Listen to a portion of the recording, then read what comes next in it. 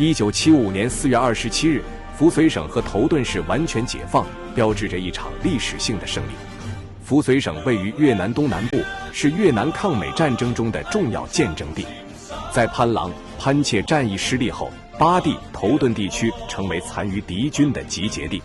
4月27日，越南人民军控制了巴地市，革命旗帜在省长府楼顶高高飘扬。同日，越南人民解放军部队进入扶绥省，并继续进军头顿市。在当地人民的支持下，第3师和第445营进入头顿市。1975年4月27日下午13时30分，革命旗帜在头顿市的土地上迎风飘扬。这是一场辉煌的胜利，我们为过去感到自豪，并充满信心地迎接未来。